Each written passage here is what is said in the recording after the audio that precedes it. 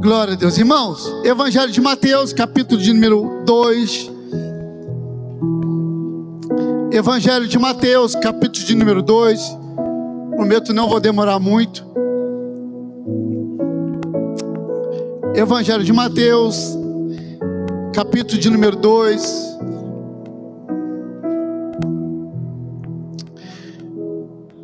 À medida que você achar, expressa aí o amém, que eu vou entender que você achou.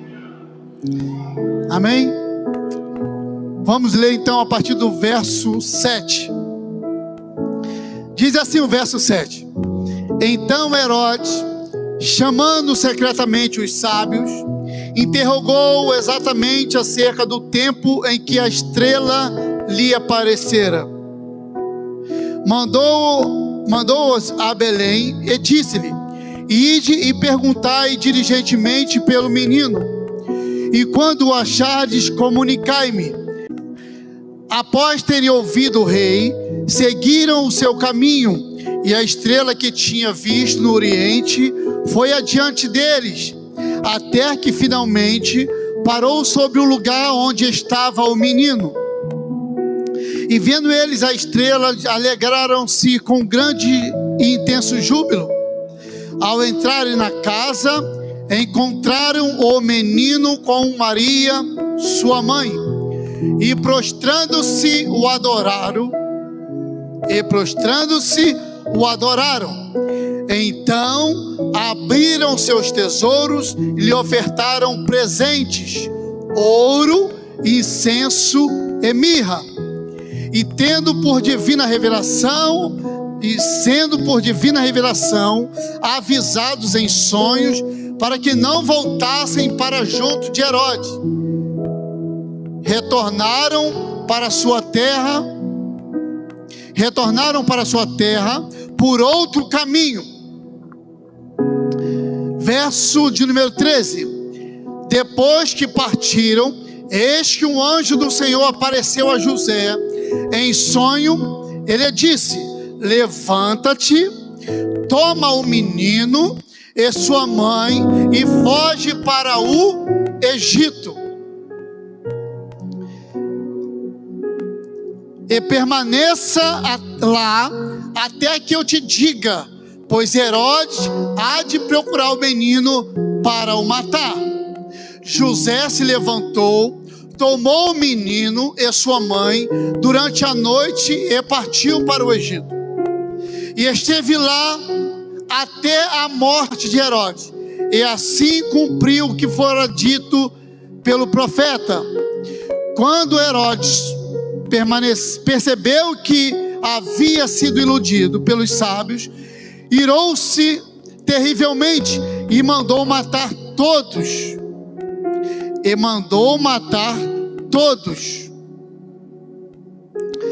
Os meninos de 2 anos para baixo, em Belém e em todas as cidades circunvizinhas, de acordo com as informações que havia obtido pelos sábios.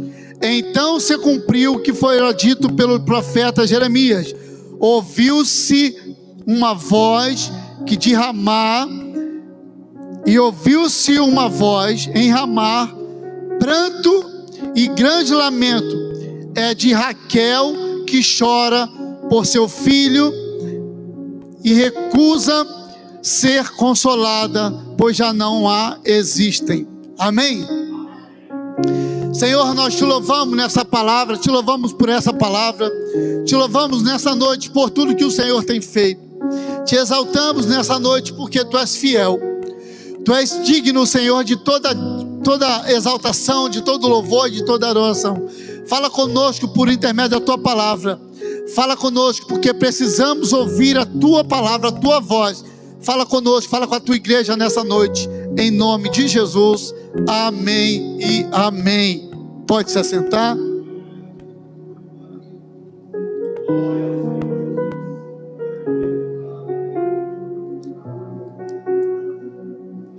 Irmãos, nessa breve reflexão, eu queria compartilhar alguns minutos. Queria que você deixar sair um pouquinho do seu tempo, alguns minutos, para que possamos refletir nesse texto. Nós conhecemos essa história, nós sabemos que essa história, esse texto é muito conhecido diante da igreja, mas nessa tarde, hoje, enquanto eu trabalhava, eu fiquei pensando sobre essa história, sobre esse texto, e se nós trouxermos para os dias atuais e analisarmos essa história, esse relato, vamos ver que tem tudo a ver com a nossa vida, com a nossa história. A Bíblia vai dizer no Evangelho de Mateus, capítulo 2, que uma estrela, ela está parada, e os magos, ou os sábios, sabiam que de Belém nasceria o Cristo, o prometido. Eles pegam os presentes, e eles então, segundo a sua inspiração, olham para aquela estrela. Eles entendem que aquela estrela poderia conduzir eles, enfim, eles vão a um determinado lugar, e eles chegam diante de um lugar que existia ali um homem chamado Herodes, que era o rei da época, e eles entendem que precisava de algumas informações, e eles perguntam aonde haveria de nascer o Cristo. Essas pessoas que coletaram essa informação desses magos foram até Herodes, ou chegou a informação a Herodes, de que havia ali uns magos que queriam ver aonde o Cristo havia de nascer. Eles então colhem essas informações, e Herodes então fala para algumas pessoas da época ali, alguns estudiosos, alguns inteligentes da época, alguns sábios, e esses então falam para Herodes que o Cristo haveria de nascer em Belém da Judéia. E se nós olharmos para a Bíblia, no livro do profeta Miqueias, capítulo 5, se eu não me engano, verso de número 2, Miqueias já havia profetizado que Jesus, ou que Belém da Judéia, viria o Cristo. Então, esses homens falam para Herodes. Herodes então libera os magos ou os sábios para ir de encontro. E a Bíblia diz que essa estrela, ela ia andando, e os magos, eles iam acompanhando a estrela. Eu não sei se é heresia para você, eu não sei se vai soar como heresia para você, mas olha o que eu percebi. A estrela ia, e os magos olhando para a estrela e acompanhando a estrela com os seus presentes. Está na Bíblia que quando chegou o lugar onde Jesus estava, ou melhor, José e Maria estava com o menino, a Bíblia está na Bíblia, a estrela se deteve, não andou mais para frente, para trás, para o lado, ela parou. Quando os magos olharam e viram que a estrela parou, detectaram: é aqui que o Cristo provavelmente está. Eu entendo, possa ser que você entenda isso como uma heresia, pensamento meu, Demetrios Oliveira Paixão, que essa estrela nada mais é que quero fazer o papel do Espírito Santo. E eu explico, que a Bíblia diz que o Espírito Santo que conduz o homem à terra. Então, quando essa estrela para, eles param, vão até o lugar, conhecem ali a Cristo, faz a sua adoração, entregam seus presentes. E a Bíblia diz que os magos poderiam voltar pelo mesmo caminho que eles vieram. mas eles foram avisados pelo anjo do Senhor. O anjo do Senhor falou para eles, apareceu para eles em um sonho e disse para eles não voltarem pelo caminho que eles vieram, porque Herodes ia tomar novamente a informação de onde estaria o menino, ia vir, está na Bíblia, iria matar o menino, ou seja, iria matar o projeto de Deus. Por quê, pastor? Porque Jesus, ele é um prometido, ele era a promessa vindoura que viria para salvar a humanidade, para nos levar à vida eterna, para morrer por nós. Então, se Herodes coloca a mão naquela criança, ele é colocar a mão no projeto de Deus. Ou seja, eu e você também estamos aqui porque Herodes não conseguiu tocar naquela criança.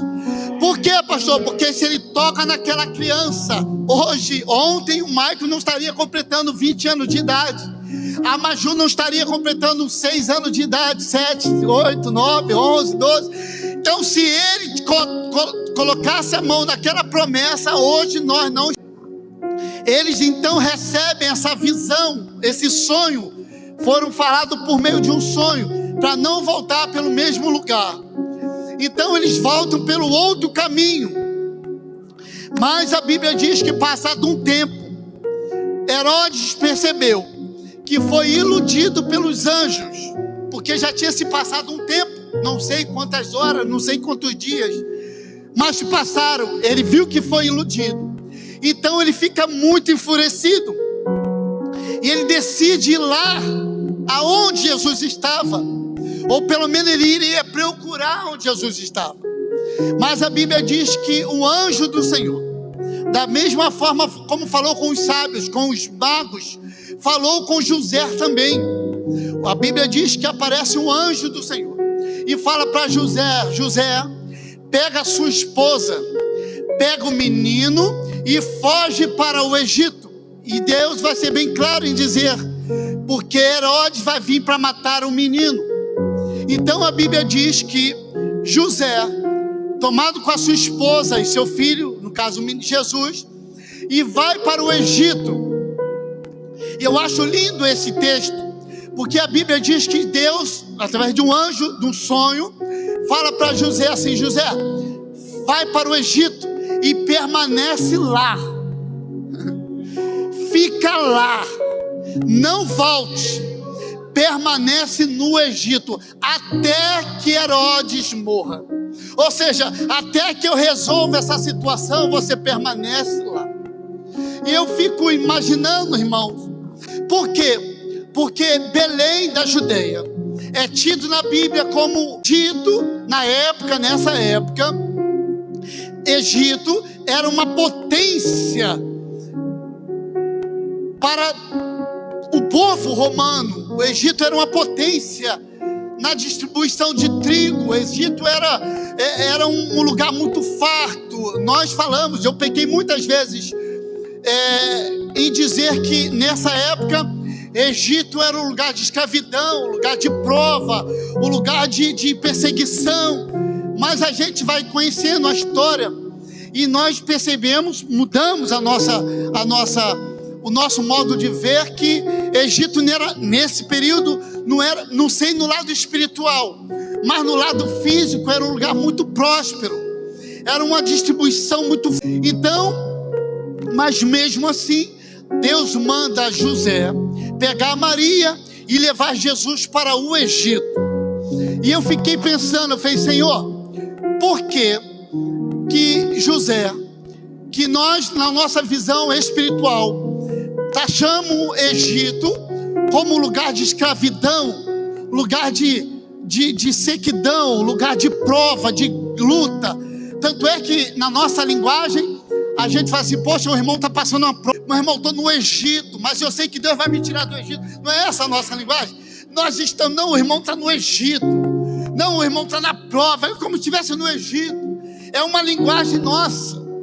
Então Deus está falando: eu resolva essa situação aqui, porque se ficar aqui, vão matar o menino, vão colocar a mão nele e vão matar o menino. Deus estava falando para José: José, esse menino é uma promessa, esse menino é tudo que eu posso dar para vocês, é o meu sonho, é minha promessa, o meu primogênito, fica com ele lá no Egito.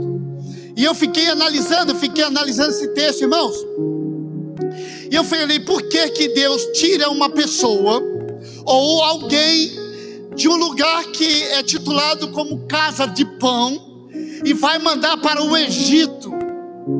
Por quê? Porque em casa de pão tem fartura, casa de pão tem prosperidade, e Deus vai mandar alguém sair da casa de pão, da prosperidade, e encaminhar para o Egito.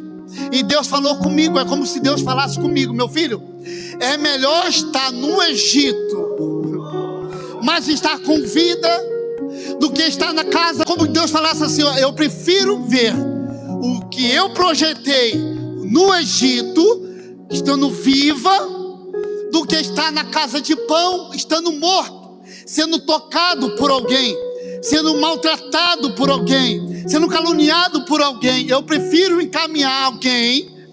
Por quê, pastor? Porque se você observar, Deus deu a direção para ir, mas Deus não deixou à mercê dessa direção.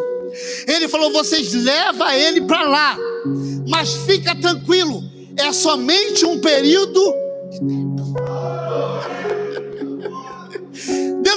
Vocês levam ele para o Egito e se virem por lá, e fique lá, dá o teu jeito lá. Não, vai para o Egito, mas fica tranquilo, da mesma orientação que vocês estão indo, vocês vão estar voltando. Ou seja, a mesma voz está mandando vocês ir, é a mesma voz que vai mandar vocês voltar.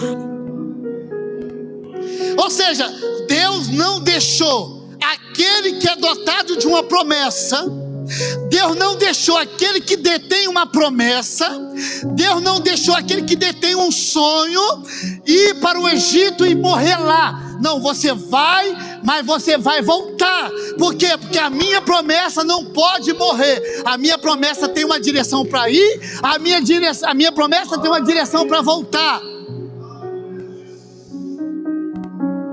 Aí Deus falou assim: José, passou-se o tempo, traz o menino de volta. É como que Deus falasse assim: José, traz o menino de volta, porque quem estava querendo matar o menino já não existe mais. Pastor, não entendi. Fica tranquilo, quem quer roubar os teus sonhos, quem quer roubar as suas promessas, quem quer roubar aquilo que Deus projetou para você, pode descansar, porque você está no Egito por um período de tempo. A qualquer hora, uma voz vai ecoar no teu coração: pode voltar do Egito, porque eu já tratei com aquele que queria roubar o que Deus tinha. Uma coisa fora do comum. Eu não sei o período que se passou. Alguns estudiosos dizem que foi entre 1 ano e meio a 2 anos que José ficou com Maria e Jesus no Egito. Agora você pensa aqui comigo. Você imagina um casal com um filho recém-nascido ir para um lugar totalmente fora, totalmente desconhecido, sem direção, não vou dizer sem direção, mas com a preocupação de como ia viver lá, como você ia se manter, como você ia se viver naquele lugar que você não conhece, está debaixo de uma direção. E eu fiquei pensando nessa tarde, como José sobreviveu entre 1 ano e meio ou 2 anos, segundo alguns estudiosos, num lugar, baseando-se em uma palavra somente: vai e fica lá. Imagina eu indo para os Estados Unidos da América e Deus fala assim: vai, e fica lá. Você vai ficar em Boston, em Massachusetts, você vai ficar lá e fica tranquilo. Irmãos, a Bíblia não diz que José somente disse para Deus, só apenas falou assim, ó, vai e permanece lá. A Bíblia não diz que José e Maria tinham uma renda, uma conta, um extra, para poder se manter lá. Até porque ele não estava tendo culpa de nada. Eles só estavam carregando nos seus braços uma promessa. José e Maria só estavam nos seus braços com uma herança. José e Maria não tinham culpa de que viria alguém para matar o que eles estavam no seu braço ou não. Eles não tinham culpa de nada.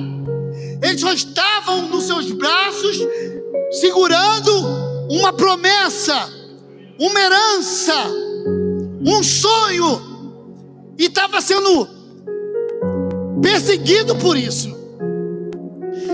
Imagina José com aquilo que mais tinha de precioso na sua vida, era o seu filho. Vai para um lugar estranho e permanece lá. Imagina 1 mês e eles lá, 5 meses e eles lá, 6 meses e eles lá, pastor, 1 ano e eles lá. Por quê? Porque está segurando uma... Deixa eu te dar um recado, recebe essa profecia. Só pelo fato de você carregar uma promessa, só pelo fato de você ter nos seus braços uma herança, fica tranquilo, você está suspeito a passar por perseguições, você está suspeito, essa me fugiu a palavra, está suspeito de passar por provas, por perseguições, não porque você tem um olho verde assim igual o meu, não porque você tem um bom tênis, uma boa casa, não, você está sujeito a passar por perseguições, a enfrentar lutas e terremotos e ventos e vendavais, não porque você mora bem, não, é porque você, pelo fato de carregar consigo uma promessa, você está sujeito a passar por isso. Pastor, eu não sei porque tanta luta eu enfrento. Pastor, eu não sei porque tanto terremoto passa pela minha vida. Eu vou te dar um conselho. É porque você carrega uma promessa. Se você não tivesse promessa, se você não tivesse posse de uma herança, você não passaria por nada disso. Ninguém ia te perseguir, ninguém ia falar mal de você, ninguém ia te caluniar, ninguém ia falar nada de você. Você ia ser um 0 à esquerda. E por que eu não sou? Porque você carrega algo. Você é perseguido porque você traz consigo alguma coisa que incomoda ele. E pelo fato de incomodar ele, ele vai sempre cutucar alguém para te caluniar, para te perseguir. E você às vezes não entende. Eu quero te dar um recado nessa noite. Fica tranquilo, descansa o teu coração. Você carrega uma promessa. Que promessa é essa? Primeiro, a promessa da salvação.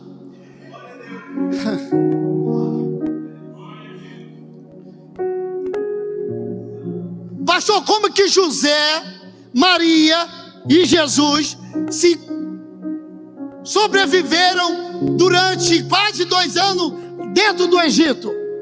É simples. É simples. Lembra de Moisés? Moisés, vai. Por quê? Vai. Mas Senhor, vai. Mas Senhor, Moisés, fica tranquilo. Durante a noite vocês vão ter uma coluna de fogo. E durante o dia uma coluna de fumaça. E o que vai acontecer?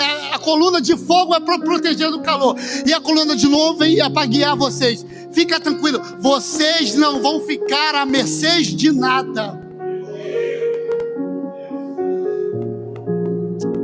Aí a Bíblia diz que Passado o tempo, Deus brada para José e fala assim: José, pode voltar com o menino, traz a minha promessa de volta.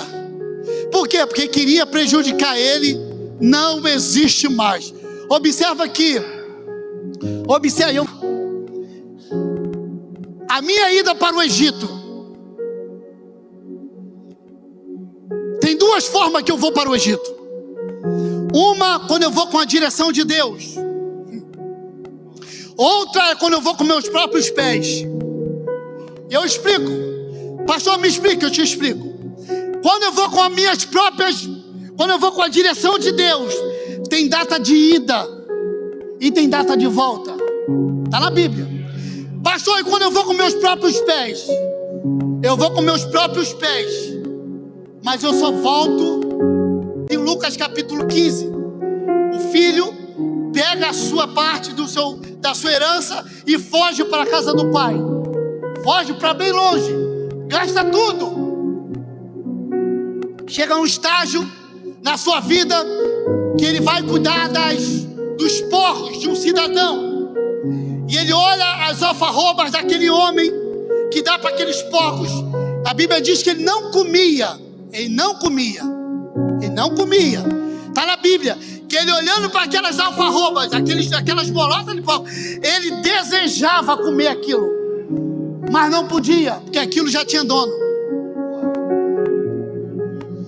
Por quê? Porque aquilo que era dele, ele desperdiçou. Agora aquilo que ele está desejando não é dele, é de outra, dos porcos. A Bíblia diz que ele se arrepende. E ele no capítulo 15, verso 17, ele vai dizer assim: quantos trabalhadores de meu pai, capítulo 15, verso 17, quantos trabalhadores de meu pai têm abundância de pão, e eu aqui, desejando essa comida de porcos, pereço de fome. Verso 17. Aí no verso 18 ele diz assim, profeta: levantar-me-ei perante ti, não sou digno de estar diante da tua presença. Arrependi. Então só tem duas formas de eu ir para o Egito e de voltar. Primeira, eu vou com a direção de Deus. Pastor, qual é a vantagem de ir com a direção de Deus? Aí a minha ida para o Egito, com a direção de Deus, tem a data de ida e tem a data de volta. Mas o que eu vou viver lá, não se preocupa, quem mandou garante. Eu não tenho dúvida, a Bíblia não diz, eu não tenho dúvida que lá no Egito Deus levantou pessoas para cuidar daquele casal e daquela criança. Eu não tenho dúvida. Por quê? Porque o mesmo Deus que mandou eles ir e permanecer lá é o mesmo Deus que ia sustentar eles lá. Pastor, não estou entendendo. Quando Deus mandar eu e você ir para tomar uma decisão ou ir para um determinado lugar, fica tranquilo, Deus tem o controle de tudo. Pastor, me prova. Eu vou te provar. Eu te provo.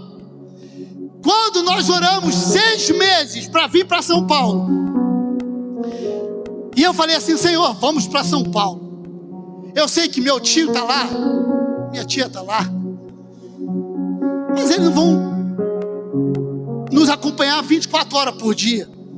Eu sei que eles não vão ajudar nós, não que nós e Deus em primeiro lugar. Nós oramos 6 meses para vir para cá.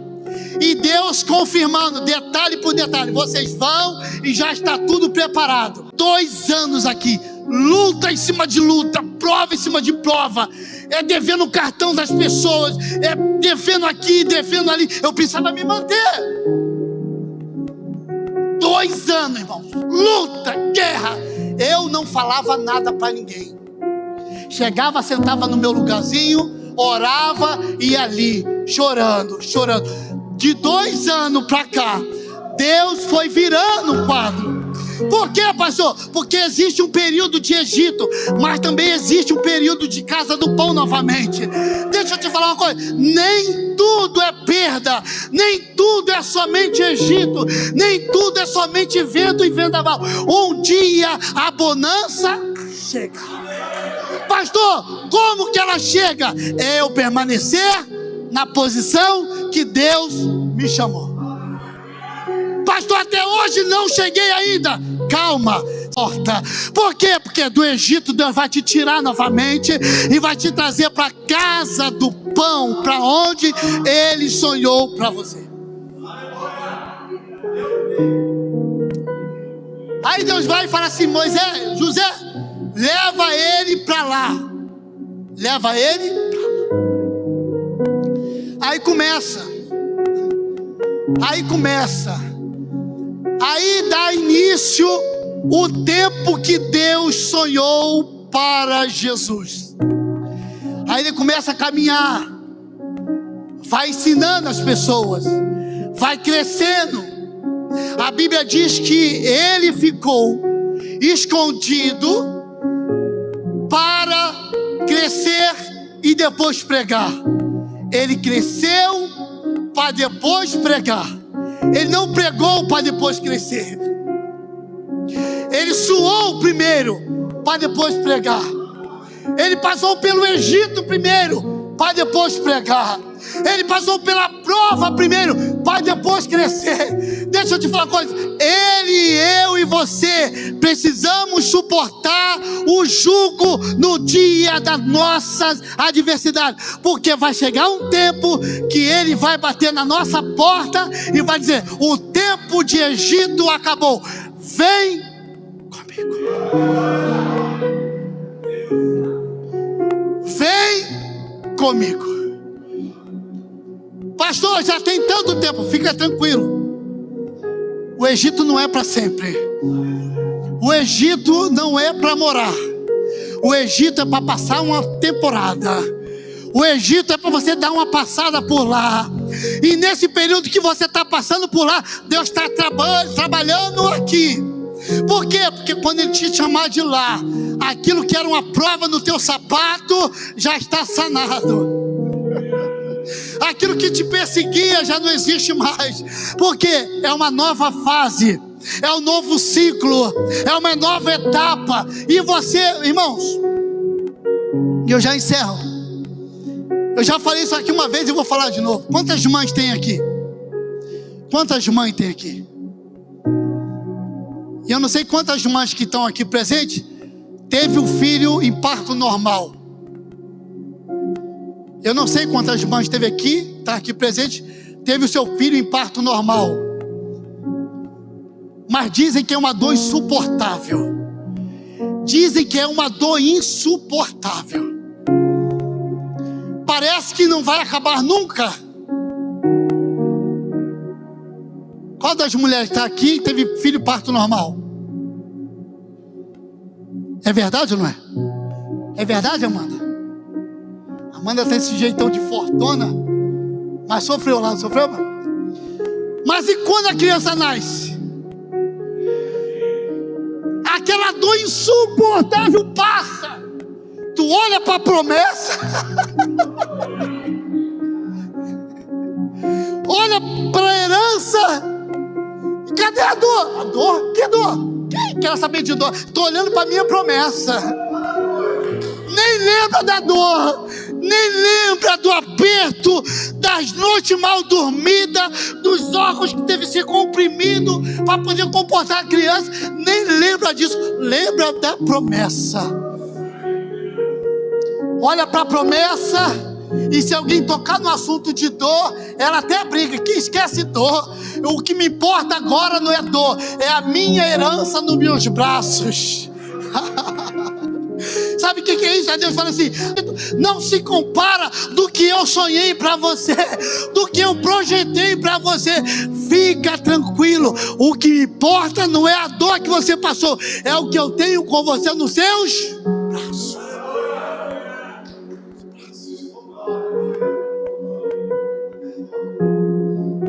Parece que vê José e Maria de volta para Belém da Judeia.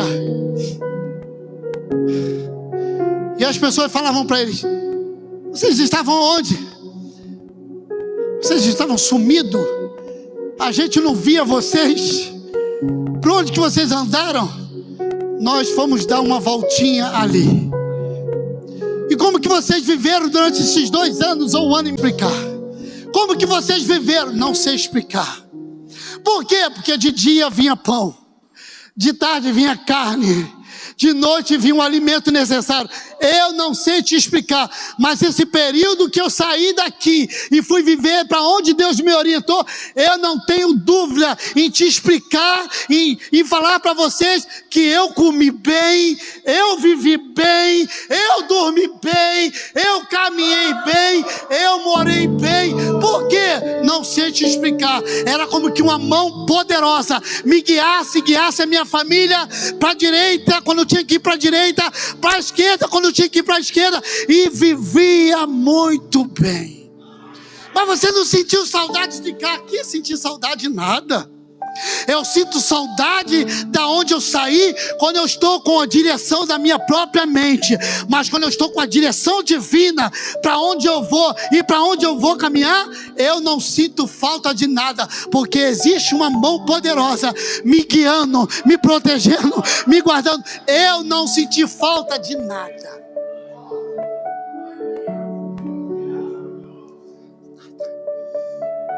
Irmãos, e eu já encerro. Quando eu estou debaixo de uma direção divina, aonde Deus me plantar,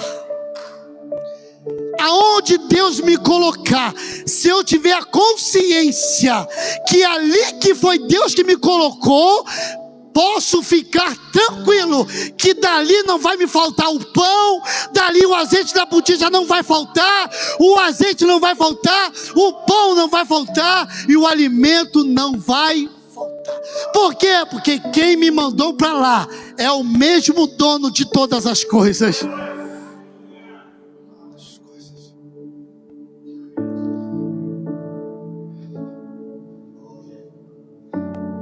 Egito, ou para onde Deus me manda, é apenas uma passada de tempo.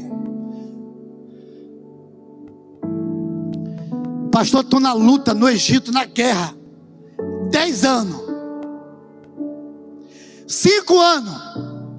Claro que a gente não pode estipular o tempo certo que é de Deus ou que não é, que te mandou para lá. E se o projeto de Deus é 10 anos, amém. Agora, se o projeto de Deus é 2 anos, 5 anos, e eu já estou 10 anos, se o que Deus sonhou para mim me encaminhou para um determinado lugar, e esse determinado lugar na lista divina é 5 anos, se na lista divina tem 5 anos, eu estou 10 anos, alguma coisa está fora do eixo. Se Deus me caminhou 10 anos, 5 anos, e eu estou 10 anos,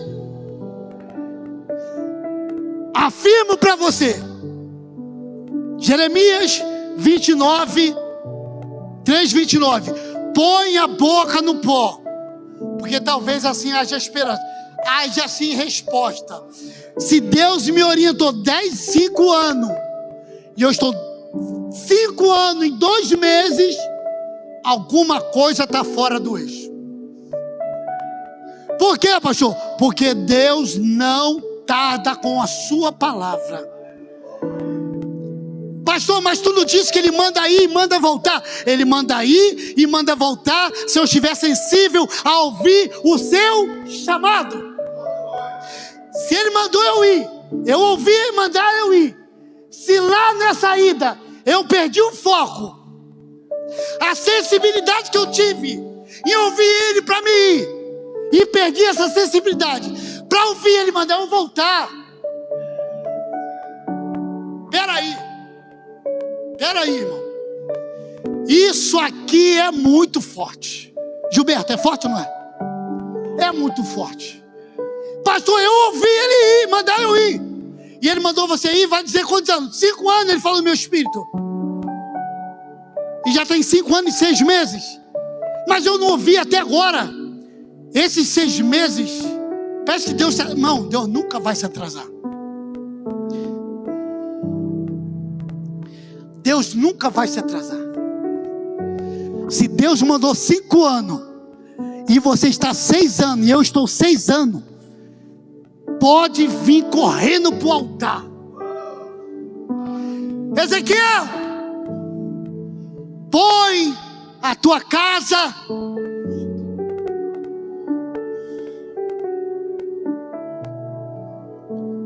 porque Deus não tarda com a sua palavra, e Ele só vai falar na proporção de que eu estou disposto para ouvir. Se Ele falou para ir, eu estava naquele vigor, mas nesse período que eu fiquei lá, se eu perdesse o foco, se eu perder o foco, eu não vou estar atento quando Ele me falar para eu voltar. E nesse período de eu não ouvir, o tempo vai.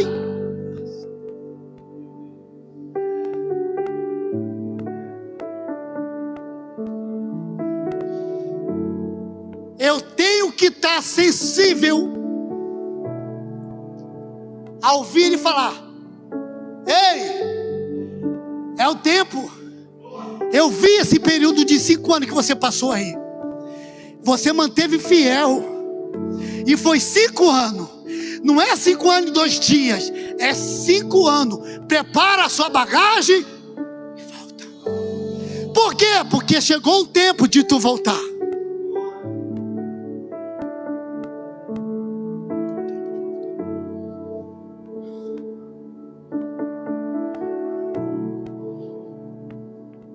Enquanto José está lá, no Egito, Deus está trabalhando aqui em Belém da Judéia.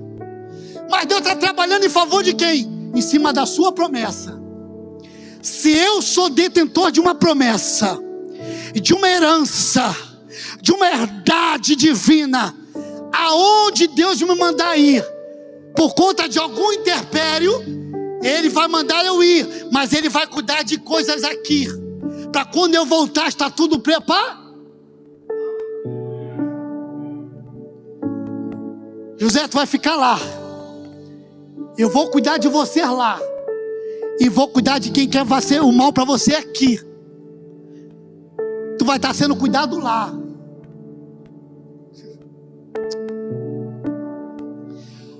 Olha a grandiosidade do nosso Deus. Cuidando de quem tem promessa no Egito e tratando de quem queria matar essa promessa aqui em Belém da Judéia. Por quê? Porque ia chegar um tempo certinho, Deus não se tarda. As coisas iriam se encaixar. O lugar da promessa com quem tem a promessa. Ia se encaixar. Para quê, pastor? Para a promessa se cumprir. Para a promessa frutificar. Mas se eu não tiver com coração, tinha um pastor amigo nosso, e eu já encerro. Ele não era metido a falar bonito, ele falava bonito. Como tinha muito mal o ensino fundamental, e depois que eu concluí o ensino médio, mas eu ficava olhando ele falar aquilo. Por exemplo, nós estávamos no culto ao ar livre. Aí ele pegava, ele falava assim: a minha voz está audível aí atrás? Pastor Disseu, a minha voz está audível aí atrás? E eu falava assim: o que é audível? Estão ouvindo a minha voz aí atrás? Aí todo mundo lá atrás: amém, pastor? Estamos ouvindo. Estamos ouvindo. Mas ele falava bonito, ele falava: minha voz está audível aí atrás? Jesus está falando assim: a minha voz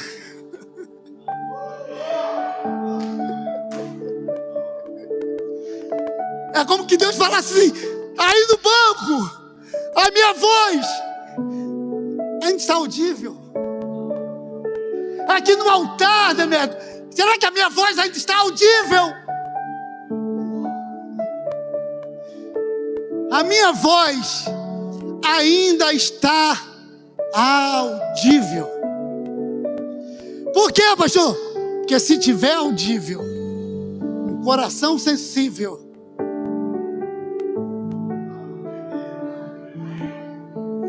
e deixa eu te dar um conselho, se tiver audível, sensível, e ela entrar, se tiver sensível e audível, e ela entrar, ganhar espaço, criar raiz. Pastor, e aí? E aí que esquece. Como diz lá no Rio, aí que se exploda. Por quê? Porque as coisas vão alavancar. Quando ela entra e cria raiz, as coisas crescem e alavanca. E quando ela alavanca, ela prospera, ela cresce, ela frutifica. E tudo que eu coloco a mão, tudo que eu falo,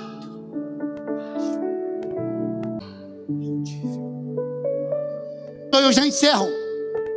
No verso 17, capítulo 15 de Lucas, o filho pródigo lembra de quantos trabalhadores da casa do seu pai têm fartura de pão. Lembrança permanecia ali, mas lembrando. Mas a lembrança não muda a vida do homem. Aí eu preguei, aí eu cantei, aí eu jejuei. Não, lembrança não vai mudar a vida de ninguém. Ele sai da lembrança no verso 17 e pula para o verso 18. Levantar-me-ei e vou ter com o meu. Ou seja, ele pensou, lembrança não vai mudar minha vida, mas eu sei do que pode mudar minha vida. Arrependimento muda a vida de qualquer ser humano. Arrependimento. Levantar-me-ei e vou ter com o meu. Enquanto ele lembrava, ele permanecia. Quando se arrependeu, o arrependimento dele levou ele até o pai. E o que ele ganhou lá? Anel, sandália,